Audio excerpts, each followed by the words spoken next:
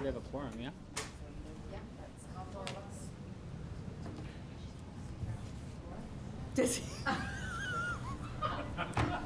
Alrighty. Let's It's going to be one of those And nights. with that, Good evening, everyone. Today is Tuesday, February 11th. We're at the Marlborough Public School Committee meeting. I would like to remind everyone that we are recorded on WMCT-TV live and streaming, and so I call this meeting to order at 7:30. If we could all stand for the Pledge of Allegiance, please and thank you. I pledge allegiance to the flag of the United States of America, and to the republic for which it stands, one nation, under God, indivisible, with liberty and justice for all. Thank you, everyone. We will kick off with the presentation from the Marlborough High School Student Advisory Committee.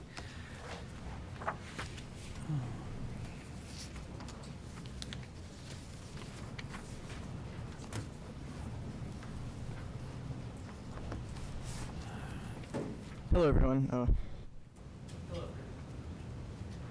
That's green, right? All right. Hello, everyone. My name is Atul Mador, and I'm going to be presenting for Patrick Haviland. Hello, everyone. I am Patrick Haviland, and the Senior Student Advisory Committee member. This evening, I would like to talk to you all about our culinary program at Marlborough High School and why it is important and why it should be offered at all high school students. Marlborough High's cooking classes offer students essential life skills that prepare them for adulthood. In a world where fast food and processed meals are common, knowing how to cook nutritious meals is crucial for maintaining a healthy lifestyle.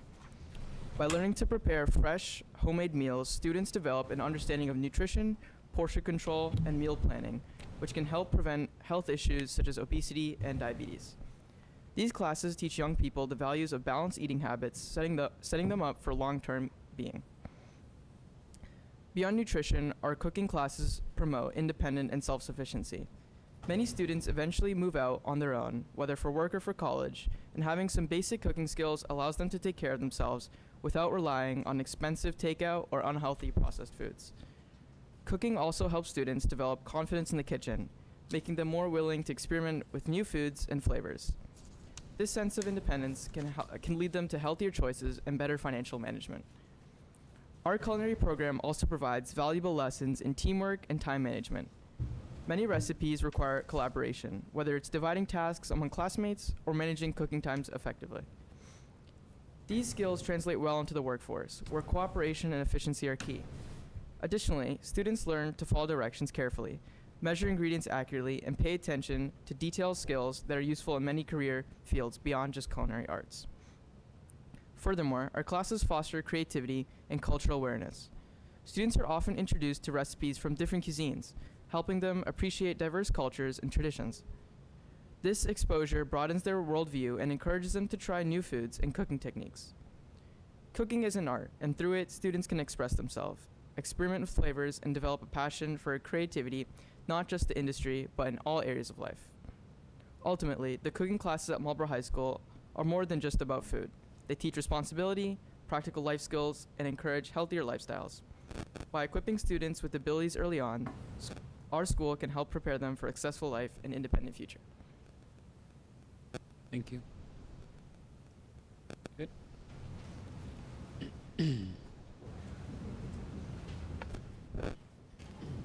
Hello everyone, my name is Taylor Cronus and I am the sophomore representative on SAC. Welcome to 2025. This is the first time we are seeing each other since the start of the new year, and I hope everyone's year is off to a great start. Tonight I wanted to share with you and those who may be watching from home the positive impacts of Marlborough's diverse community and how it is beneficial to not just students within Marlborough Public Schools, but to our Marlborough community as a whole. My inspiration for my presentation stemmed from the ice raids that are beginning in Massachusetts, and considering that this is going to affect our community, I think it's important to highlight the diversity that is all around us. As humans, our first instinct when something bad happens is to focus on the negative. This is just how our brains are wired. A lot of the times when we experience fear, we shut down. I had a conversation with Ms. Bouvier about a few aspects of my presentation, and one of the things we talked about was the toll that the ice raids are taking on Marlborough's community. From what she's observed, she's told me that a lot of the fear students and families are facing has come from being in different parts of the process and not knowing when they are protected, especially since immigration is such a complicated process with many moving parts. But tonight I want to give my presentation through a more positive lens. Now, what do I mean by this? How can this be positive at all? Marlborough is very fortunate to have community members with all different types of cultural backgrounds. At Marlborough High, the main 3 languages that are spoken other than English are Spanish, Portuguese, and Haitian Creole. One of the benefits this has on our students in Marlborough is that our white English-speaking students are more culturally educated and accepting of cultures that are different than them compared to other districts. In November, I attended Mazur's Delegate Assembly that is hosted here in Marlborough at the Courtyard Marriott. Mazur stands for Massachusetts Association of Representatives, and it was created by a student representative just like us who wanted to see student reps from across the Commonwealth collaborate. While I was there, I met the Wachusett representative, and he told me about how one of the biggest issues Wachusett is facing across the district is racism and discrimination among students. Mostly white students directing racial slurs at Black and Latino students. This is especially taking a toll in their middle schools. We are lucky that this is not one of Marlborough's main concerns as a district. The work that Marlborough has done to promote DEI throughout the district is visible simply by just watching students interact with each other. Not only does our diverse community help to lower cases of racism and discrimination, it overall just helps our students become more productive members of society and to our community as a whole. It teaches our students to work with others who might be different from them and to embrace other cultures and to learn more every day. In talking with Ms. Bouvier, she said she hopes the diversity will push students to ask questions about things that are going on in other countries and to become better global citizens. One of the most recent core lessons we had at the high school was the difference between equity and equality. And from what I heard and I saw in my own core class, it went very well. The work that we are doing with DEI in our schools plays a vital role in the development of a student, and we need to continue to do it, especially as Marlborough is forever growing and changing. I would like to leave you and those who may be watching at home with something to think about. During this time, it is important that you check on your neighbors, check on your friends, check on your employees and your coworkers, and to check on our students and the members of our community who might be afraid to leave their homes right now. Not every immigrant who comes to America comes here with ill intent. To say this would be a stereotype. They have families and they are hard workers. Let us come together as a community to strengthen those that may feel that they are weak during this time. Let us be one small contributor to bridging the gap and bringing unity to our country, because this is our home and we all deserve to feel safe here. As Marlborough, we are proud of the community we have built. Thank you. If you have any questions, I'll take them now. Sorry, not a question, but a comment. Your words ring very true for me, and I think very especially for this district. Going out on a limb here, I am going to say I'm exceptionally proud of this district and the stand that we have taken for years to work really hard to get behind diversity, equity, and inclusion. And I say it that way because I truly believe it. And I think the work that we've been doing as a district about the ABAR work, massively important too. So to me, your words are probably going to say to me the highlight of tonight's meeting, because we need to show kindness to everyone. It shouldn't matter color of skin, socioeconomic background, shouldn't come into play. Be kind to each other. So thank you for your words. Thank you. Thank you. Thank you.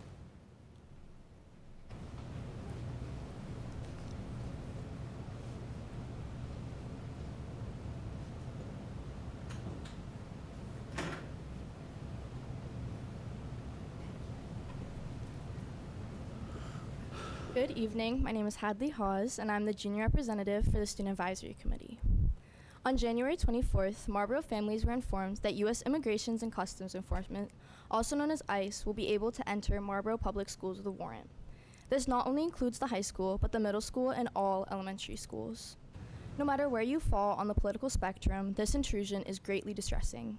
Since the new policy was announced, there has been misinformation circulating the internet and spread by word of mouth. However, the fears created by the situation is immense, and emotions often outweighs the truth.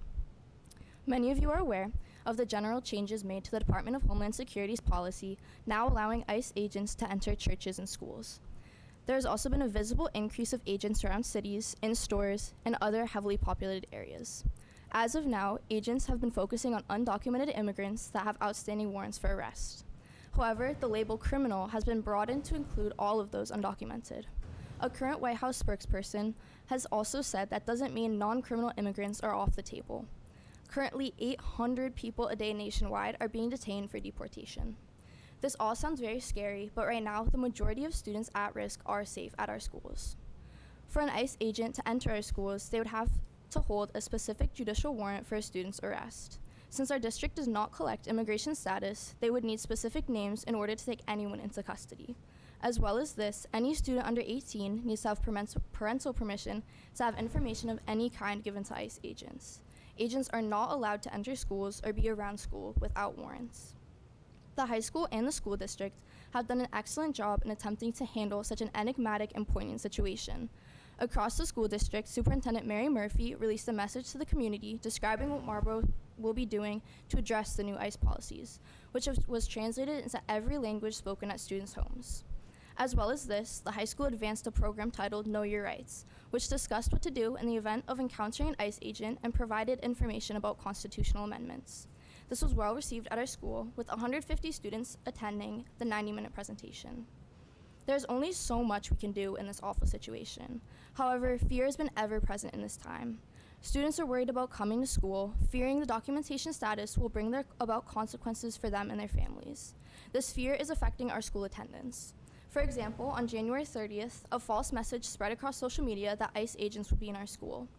Across the district, the average of 20% of students in schools were absent that day. In another example, one student said that their mother didn't want them to go to extracurricular activities for fear of being stopped by ICE on the way home. Students and adults alike are scared that they have the possibility of getting racially profiled by ICE agents and asked for their documentation papers. We must also consider the 33 Haitian asylum-seeking families in Marlboro who do not know what will happen to them if they are stopped by an agent. No matter what we do, there will always be an underlying sense of fear. Fear for the lives these families have built, fear that their lives will be uprooted, fear for the lives that they have worked so hard to benefit their children. Even if you are not threatened by deportation, there is at least one person that you know that is, even if you don't realize. The fear affects all of us, whether we realize it or not. No one should have to go through this, especially children in our schools. We must find ways to help our community's families. We must continue to protect our community's children, educating them about what to do when encountering with an ICE agent and providing them with opportunities of safety. We cannot let our community members be taken from us, especially if we can prevent it from happening. Thank you and have a wonderful evening.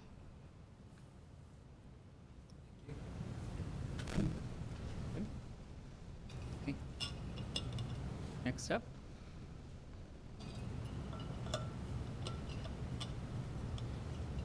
Good evening. My name is Jade Onyongo, and I'm the SAC representative of the class of 2028. Tonight, I'm going to be presenting on the topic of Unified Bocce. On the 26th of January, Marlboro got to host the Unified Bocce Tournament. This event was run through partnership with Special Olympics. We had both our student council and Best Buddies members working together, combined to make multiple teams.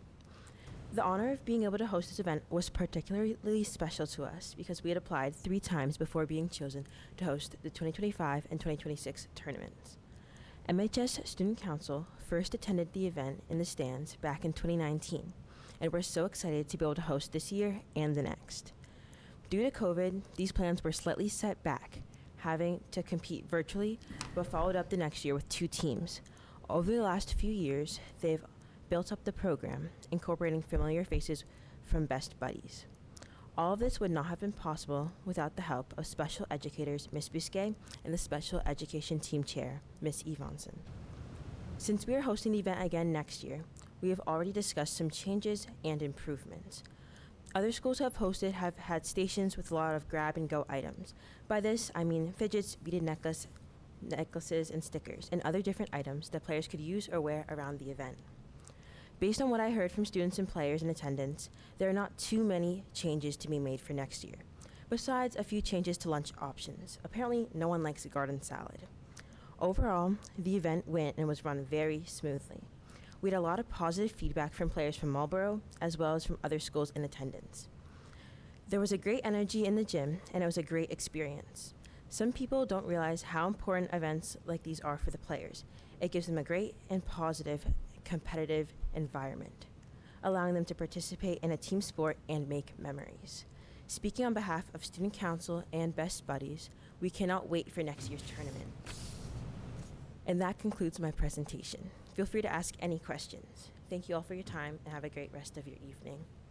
Thank you. Good? We're all set. Thank you very much. All righty.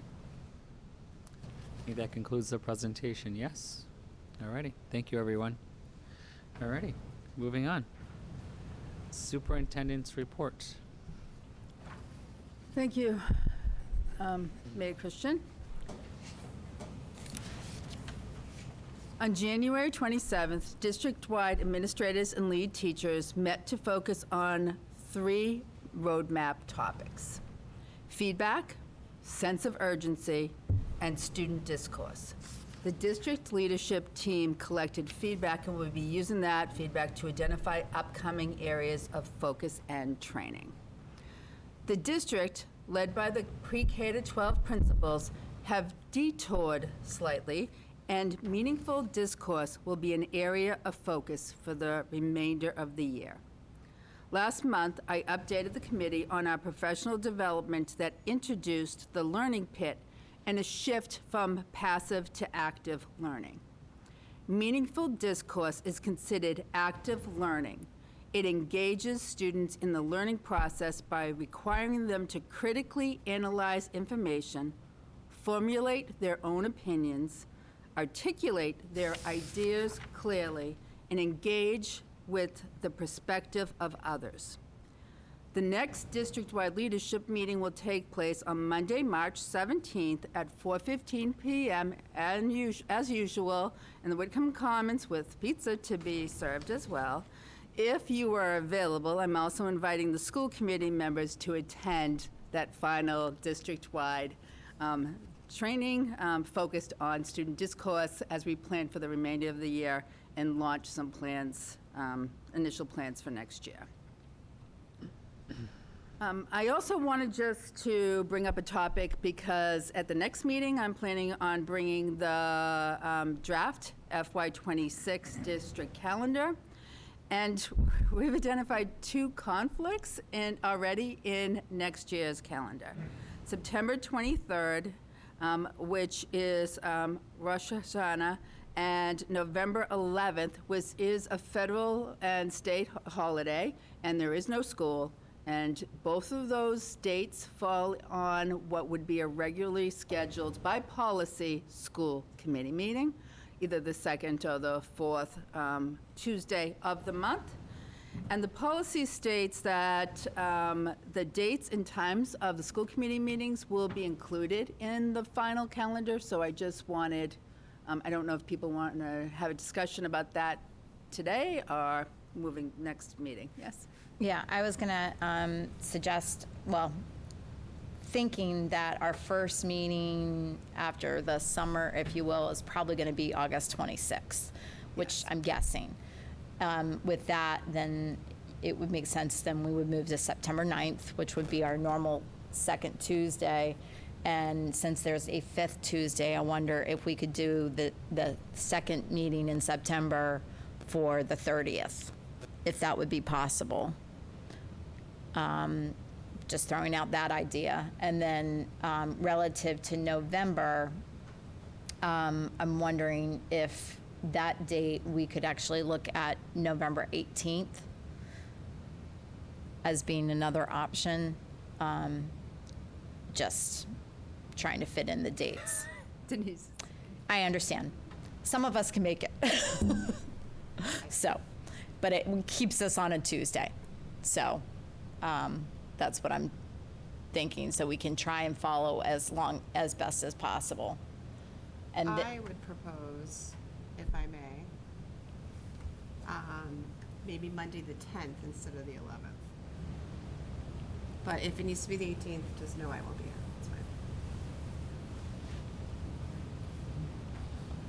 What month? November. November 10th.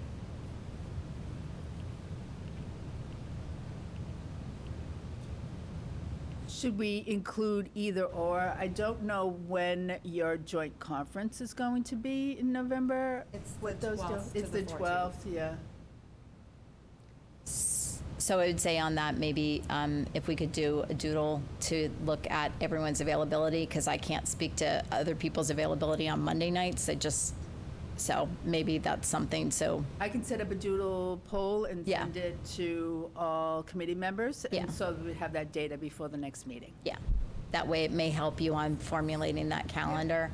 And then another suggestion, I think that Mrs. Matthews had asked me to kind of throw out, since she was not able to be here tonight, was the potential that maybe we would look at adding another meeting in December, maybe rejiggering some of the meetings in December. And so that may be another option, because I know we often have only one meeting in December, but I think it just depends upon how much could be going on, if you need our attention on things or whatever. So, So looking at that, because you're running out of November dates, so maybe the yeah, first Tuesday as a third choice. first, second, third, something like that, just trying to throw a couple out there. And also looking at December, there are 5 Tuesdays that month, so if we only had our usual one meeting on the 9th, we wouldn't have another meeting for 1, 2, 3, 4, 5 weeks, which seems like a long time to go. I'm not opposed to continuing with the 2nd and the 4th and doing the 9th and the 23rd, So the 9th and the 23rd or something like that. Oh. like adding the 23rd, only because it just seems like such a long time. So, and maybe that's something we could put on Doodle too. I think tentatively that's a school day as well. It might be an early release day, but it is a school day on the 23rd. Yeah, Elton's telling me I'm correct, so I trust him on that one. Okay, so I'll send out a doodle poll tomorrow. Yeah, Thank you. Yeah. thanks. You're welcome. And then finally, the only other thing that I had included was that attached to my report is a mid-year update to my FY25 goals. Thank you. Any questions regarding the superintendent's report? Seeing none? Okay. Moving on to the Assistant Superintendent of Student Services, the kindergarten registration. Ms. O'Brien. Thank you, Mayor Christian. MPS is now accepting kindergarten registrations for fall of 2025. Registration is for children who reside in Marlborough who turn 5 years old on or before August 31st, 2025. The district highly encourages families to register their child for kindergarten by June 30th to be able to receive important notifications from their child's school about upcoming kindergarten events. There are events and notifications that go out during the summer for some of the kind of get to know you before the kindergarten screenings. The district has trialed a pop-up notification and a notification banner on the district's website to highlight and promote early registration. Within the first 3 weeks, the registration center has already received 30 registrations. And the entire registration process is online, and it opened on January 13th this year. Parents can upload any required documents as part of their electronic application. Even though registration can be completed completely virtually, the Registration Parent Outreach Center will have extended hours on March 20th, April 29th, and May 15th to provide in-person support to families to complete their child's registration if needed. These events, with specific details, have been added to the district calendar on the website. An informational flyer is included in this packet, and additional information is also provided on our website. All documents are translated and available on the district's website. Also, this spring, the district will be transitioning to online registration for new students enrolling in our Early Childhood Center. Currently, parents submit a complete paper enrollment packet that includes all of the required documentation to be considered for the lottery. So they're going through the entire process and might not be registering. So that's a lot of work to be putting forward. So what we're going to do is put together a one-sheet application that'll be used for the lottery.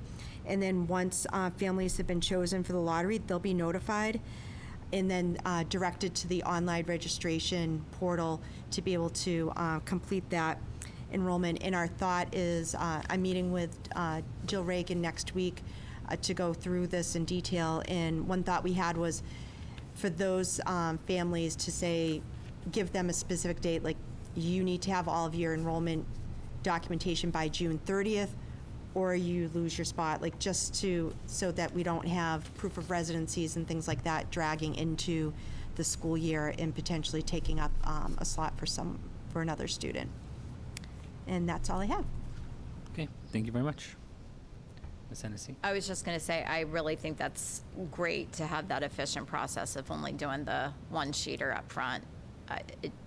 But I do think, as you had mentioned, to have that deadline or you forfeit your spot is critical, because otherwise it's going to go haywire. So thank you. Okay, moving on. Acceptance of minutes. Minutes of January 14th, 2025 school committee meeting. Motion to accept? To accept is on the table and seconded. Questions, comments, concerns regarding the minutes from January 14th? I do actually have a correction for the minutes of January 14th, item number 11. Mrs. Ryan congratulated the MHS students who marched in the Rose Parade, not the Roast Parade. Just for, if we ever looked back. Yeah, and actually I had already let Mrs. Matthews know, so she had made that correction, and I was going to be bringing that up tonight or she was going to bring it forward, so that's great. We're all catching it. So motion's on the table to accept the amended minutes. Okay. Any other further questions, comments, concerns? Seeing none, all in favor of accepting the amended minutes from January 14th? It passes. Thank you. Minutes from the January 22nd, 2025 school committee meeting. Motion to approve? Bruce on the table and seconded. Questions, comments, concerns? Yes, Ms. Henderson. I had let Mrs. Matthews know that there was just one inconsistency. I think it was on the second page where my name in one place was like with 2 S's, the other one is with 1 S. I think it just, whatever. She's making that change. So that's it. Questions on the table to amend the minutes from January 22nd for representation of your last name. Questions, comments, concerns? Seeing none, all in favor? Thank you very much. The January 22nd meeting minutes are approved. Minutes from January 28th, 2025 school committee meeting. Motion to approve?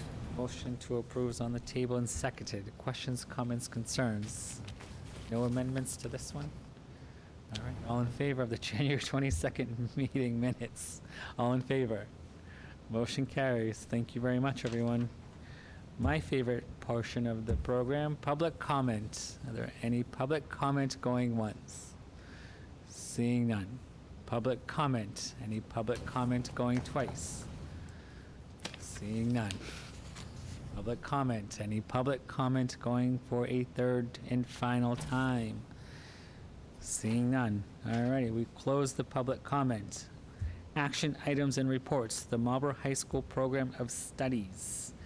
So this is on the agenda so we can look it over and review it, and we'll be voting on it next week or next school committee meeting. So I would need a table to vote on this for the February 25th meeting. Motion to table to the next school committee meeting. Thank you. And that is second. Any questions, comments, or concerns?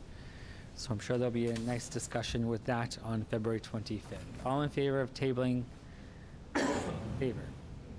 Motion carries. So we're tabling the Marlborough High School Program of Studies to February 25th. Thank you very much.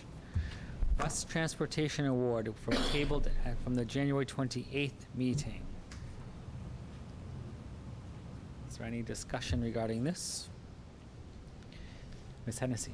So I I guess I would say, after a lot of thought, a lot of discussion, and a lot of data gathering, I'm going to thank you, Mr. Wells, for your due diligence on dealing with a lot of questions.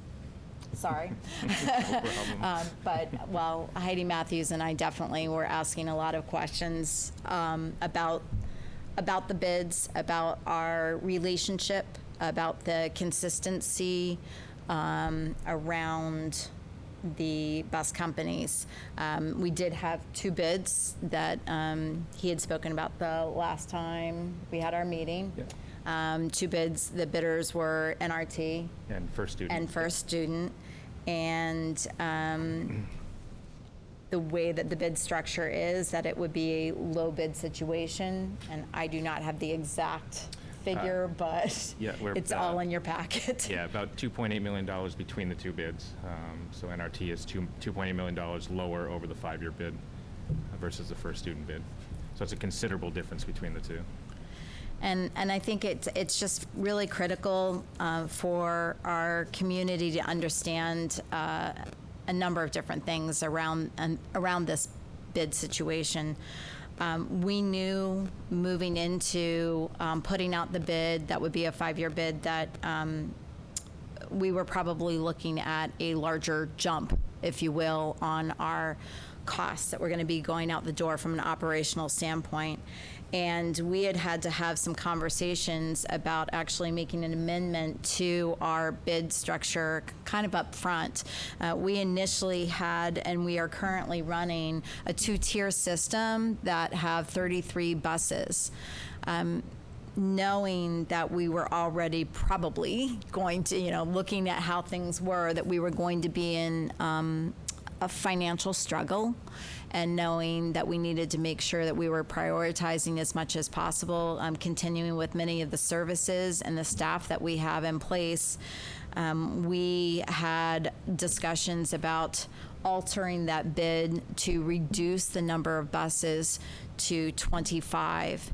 And big picture, what that is meaning is that we are going to have a big community discussion about needing to change how we're getting to school. I don't have the answers to that yet, but what that is that we have to have a lot of communications and conversations about how we're going to do this and working together. Part of that is what we started to talk about, is working with the city and working with DPW, making sure we're sitting with the police department around safety issues and the traffic commission, because we're going to need to do some kind of a pullback on making more of an area for walking to get to school. We have been over exceeding, if you will, on our bus service, which is a great thing because we want to have everyone coming to school, but we need to find alternative ways of making sure that we're getting people to school safely and appropriately, but also being fiscally prudent. So that said, we're looking at needing to move forward this bid, which is the lower bid situation for NRT. And just to get a little bit of a flavor of the differences, if we had just kept with 33 buses for moving forward, it would have been, $951,151, which would have been a 25.62% jump over last year. Okay? So by moving forward with NRT's current contract, next year our increase in current operations running at 25 buses, though not 33, would be $298,831, or 8% over last year. Okay, so big numbers, but and we're in the middle of starting this budget process, and that's just already saying we were trying to move into this as fiscally prudent as we could be. And on that point, I think trying to make sure that we're also articulating the concerns that we heard from our community members, especially last year. NRT has made incredible strides of trying to improve their service. And I really think we need to give a nod not only to Matt and your team, but to the folks working at the hub, you know, our new hub manager and the dispatcher on trying to make sure that they're improving the service. That being the case, we are hoping that we're going to continue on moving forward with them. Good ways of holding each other accountable and making sure that we're working through all of this together. We've spoken about some reports that basically Matt has had in place. Sometimes it's daily conversations or weekly conversations, but we're looking at moving these into more of a monthly communication that would be coming to school committee. I think so that not only would the committee be more aware of everything going on, but our community has a little bit more insight to that too. So they're not just going crazy on whatever the problem of the day is. So we've really worked hard. Matt's talked with them. We're looking to have lists that will be arriving on more of a regular basis around the assigned drivers for the district, which would also include our substitutes, so that we really understand who NRT is hiring and that we understand who they are, because they're not employees of Marlboro per se, they're employees of NRT. We would be looking at having a current fleet list, so that keeps us apprised of the age and the mileage on these vehicles, which also would work hand in hand with us having more of a maintenance list. And that way we can really understand what we're running into, because if we're having a certain bus that's having consistent issues, then it's going to allow us for more immediate conversations on replacement or another solution to make sure that we're concerned about the safety, and just like they are as well. Safety nod, that we want to make sure that we are seeing more of a consistency of reports back about safety incidents, which would also potentially include incidents of student incidents on the bus, so that we can be responsive from our standpoint of working with them, and that can be tying into our behavioral aspect and SEL that we're handling here in the schools. And then last but not least is really talking about the on-time and late arrival buses for both AM and PM. And you might say PM, well, the PM matters because we need to make sure that our elementary students especially are getting home at a reasonable time. Having that delay be massive is not going to be any better than a student arriving late to school and missing any of their foundational time. And I really appreciate NRT understanding how imperative this is for us to be working hand in hand for the future, and having that. So for that $3 million difference and us needing to sit on the lower end, I would recommend that our committee would move forward with moving forward the intent to go under contract with NRT, and obviously it would be relative to our budgeting practices and such. So there you go. Any other comments, questions, concerns? So just from my perspective, this bus issue is a statewide issue. It's across the board. A lot of communities in the Commonwealth are not busing their children anymore or doing a fee. It's just incredible. The governor's office is well aware of this. We made it known that this is a huge issue with this across the board.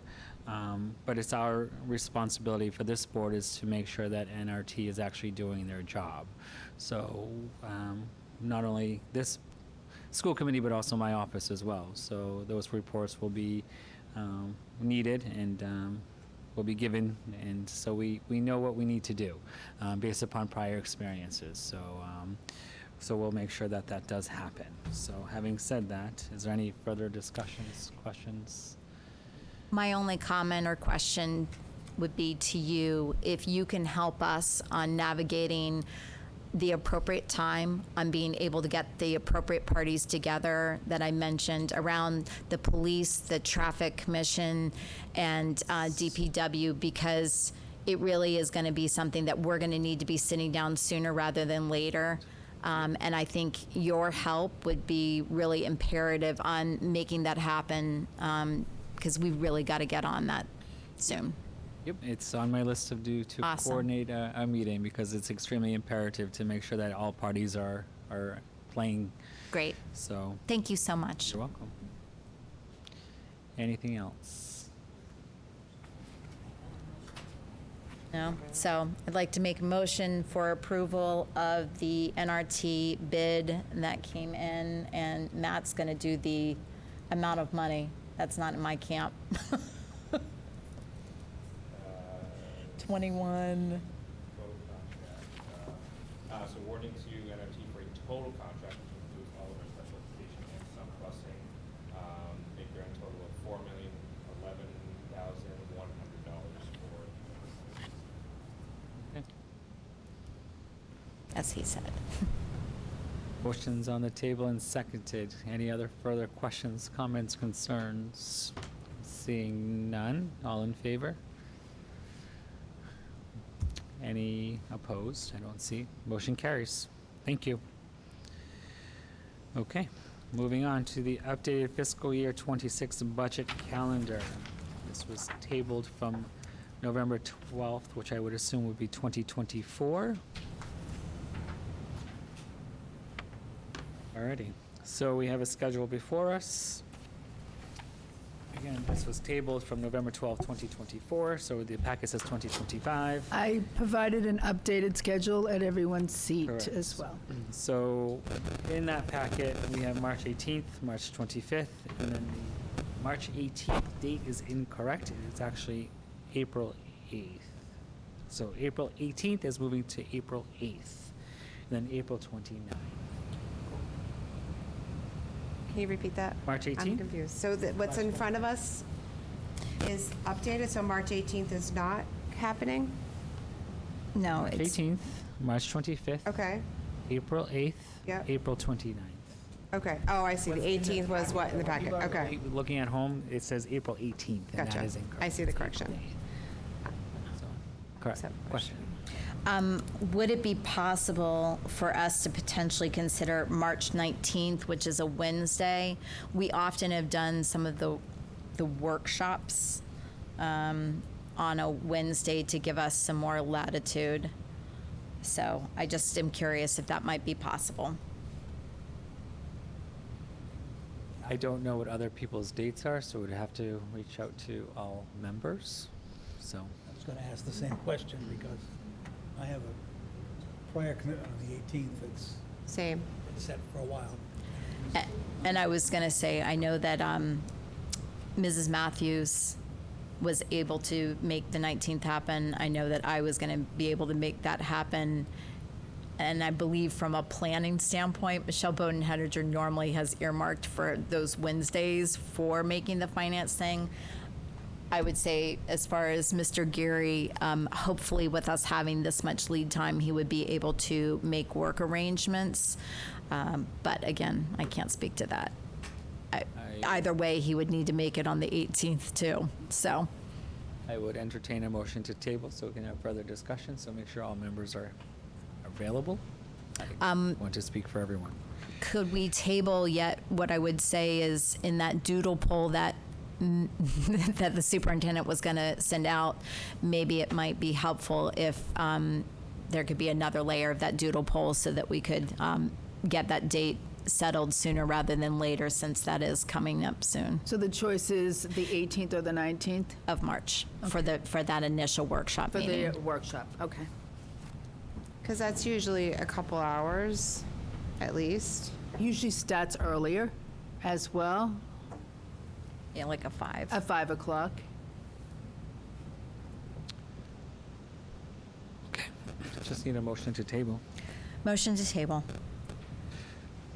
Okay, motion to table the updated fiscal year 26 budget calendar is on the table and seconded. Questions, comments, concerns regarding the table, the vote? Seeing none, all in favor?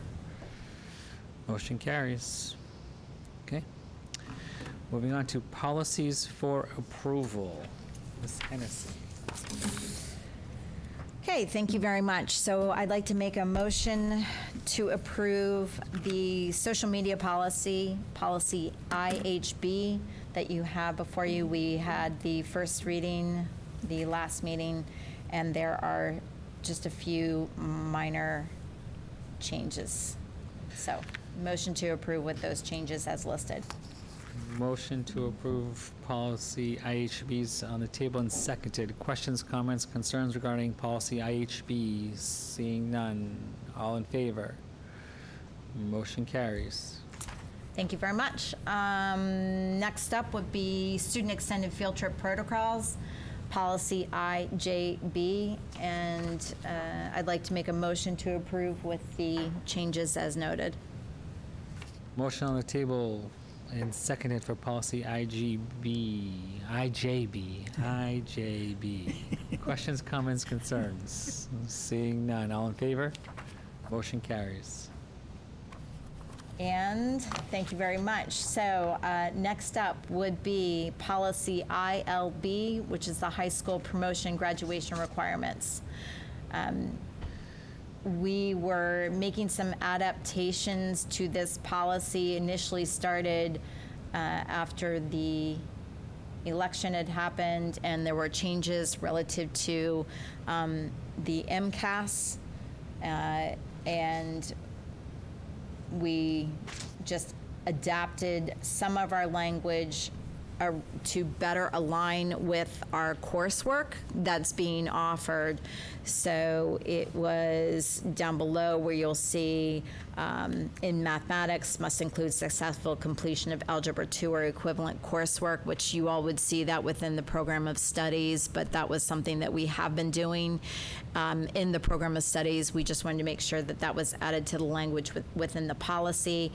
As far as science and technology, that it is a lab-based science and technology. Again, that's something that's been within the program of studies, but we thought it best to make sure that it was consistent also in this policy language, and very similar around the world and classical languages, 2 years cumulative of the same language. Again, it was just more making sure we had consistent language with the program of studies and the graduation policy. And we wanted to make sure, near the top where we were talking about the competency determination, which is another path that is available should that be necessary for graduation requirements. Obviously, because of the notation that we had in the policy allowing the building administrator having the discretion to approve alternative academic pathways through programs approved by the school committee, that line was already in there, but we felt that it might be helpful to put in writing a little bit more around the CD. So that is it. Motion to approve. Thank you. Motion is on the table and seconded for policy ILB. Questions, comments, concerns? Seeing none, all in favor? Motion carries 4-0. Okay, moving on. Acceptance of donations and gifts. We have the Marlboro Education Foundation for MPS. So this was a correction from the last meeting. So the total amount is $8,305.53. Motion to approve. Motion to approve is on the table and seconded. Questions, comments, concerns? Seeing none, all in favor? Motion carries. Donor's choice. Richer School, Bartleson, $1,287.33. Motion to approve. Motion to approve is on the table and seconded. Questions, comments, concerns? Seeing none, all in favor?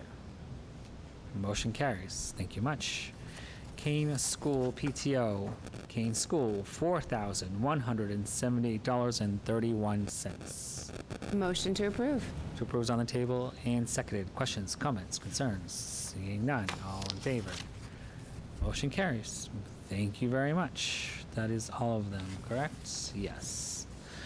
Alrighty, moving on. Reports of school committee subcommittees.